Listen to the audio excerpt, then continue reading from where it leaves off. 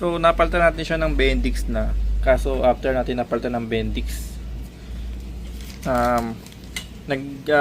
meron na siyang clicking sounds, no? May cranking na siya na malakas. Kaso ayaw pa rin magtuloy ng start niya. Nag-check tayo ng battery, okay. Tapos fuel, okay naman daloy ng okay naman daloy ng fuel natin sa carburetor. Last option na lang talaga is spark plug. So nag-check tayo ng spark plug, check natin yung ignition coil niya. Ito yung ignition coil niya. Ito pumalya na, wala siyang kuryente na, no. Hindi na nagkakaroon ng kuryente sa papunta sa spark plug, no. Ayun. So try natin. Okay. Mag-start ka na.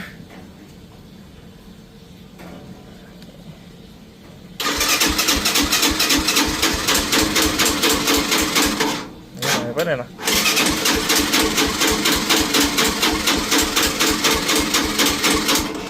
wala pa rin, no?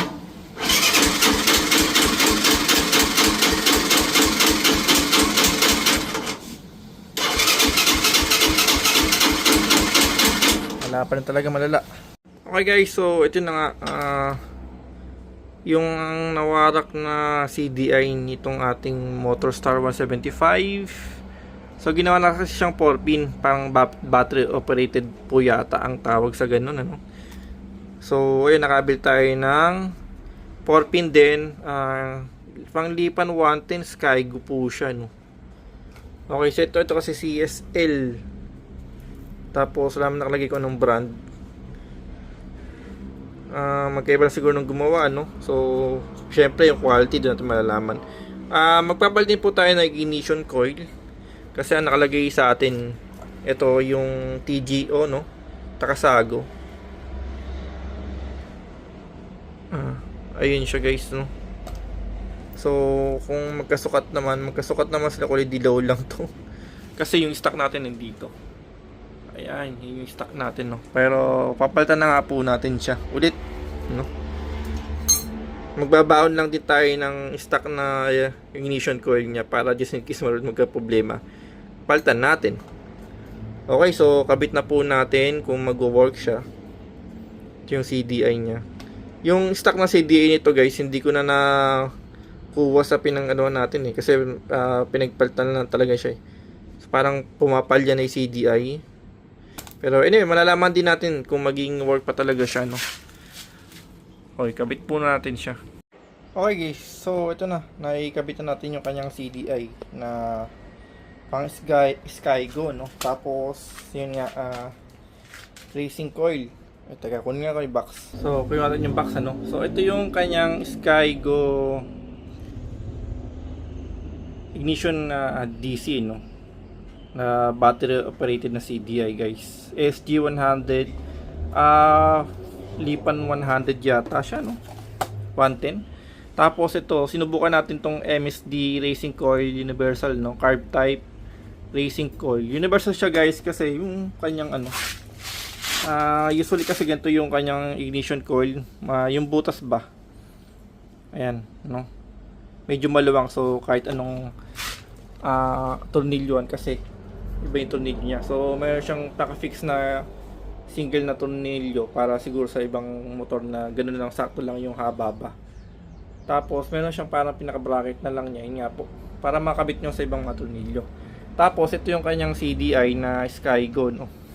Kasi ito yung ating, again, ito yung ating, ayan, nawarak ba siya, nawarak, sumabog, parang ganun. Okay, so i-check natin, ano, kung so guys, ito yung ating Motorstar Starex 175. So una natin naging problema dito yung ating CDI, which is pumutok siya, no. Tapos nung sabi ko lang paano siya nangyari, kasi nagpalit lang tayo guys ng Bendix kasi, pero nagpalit tayo ng Bendix, hindi na siya gumana. So nung chinek ko yung lahat-lahat hanggang sa makarating tayo sa ignition coil at spark plug, wala siyang parang kuryente na dumadaloy sa spark plug. Tapos pagbukas po natin ng tangke, nakita po na po natin yung CDI niya is ano na po, parang sumabog or parang nag-short sa loob, kaya ano, pakita ko lang po sa inyo, no. So ito guys yung papumutok sa kanya. Hindi ko alam kung paano, bakit napaputok natin siya. Nagpet lang tayo ng Bendix, no. So ayun, puro buhangin yung loob nito. So nagpet tayo, ayun, nailagay na natin doon. Ngayon naman, RAM stator ASI, ito na guys.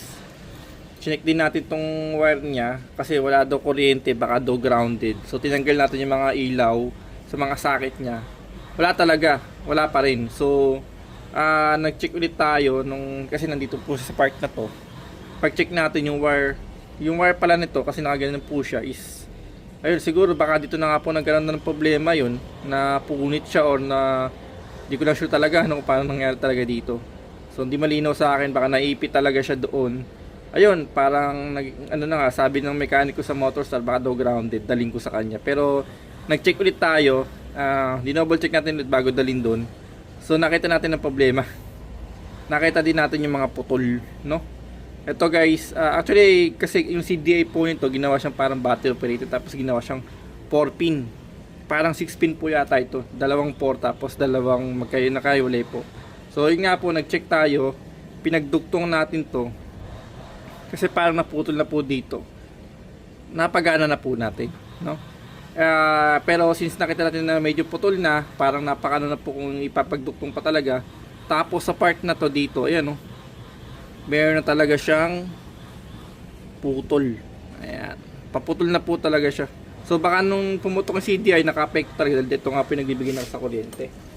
So ayun, nakakita po tayo pang Skygo po ito, no? Pang Skygo po, SG150, no? Magneto stator ASI po. Nabili sa Shopee. Ito na po yung bago, no? So ang ganda pala pag bago siya talaga. Kasi bago nga, kaya maganda. So anyway, yun na nga po. At ayan, kakabit na po natin dito. Yun, so kabit na po muna natin, no? Hindi ko na masyadong iano ko pa yung pag-video sa pagkakabit natin, pero natanggal po natin siya by mga tornilyo lang naman, hugot lang naman. Ganun lang po ang pagtanggal. So kakabit ko po muna, hindi ko na po iano pa sa inyo yung pagkakabit ko, no. Explain ko na lang po pagka nakabitan natin. So ito na po yung ating pag DIY, no. Nagfile po tayo ng magneto stator ASI, bagong CDI, tapos nagtry tayo ng bagong ignition coil.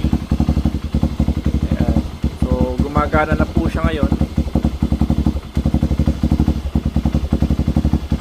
Okay, so talagang naging unang problema natin is nagpalit po tayo ng Bendix repair kit, pero after natin magpalit ng Bender repair kit, hindi na po nagana. Then nag-check tayo, walang kuryente sa spark plug mula sa ignition coil. So baka ang sabi ng mekaniko is baka daw grounded.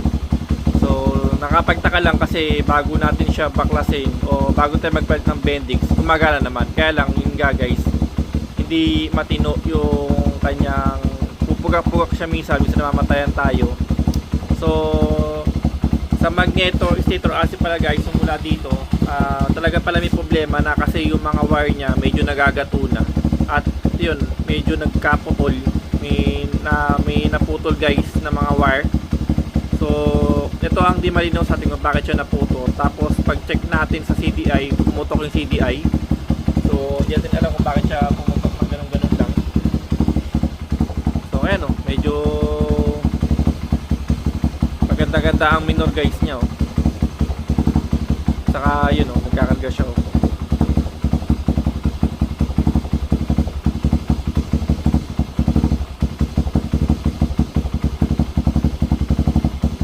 Guys, thank you for watching po, no? So okay na po.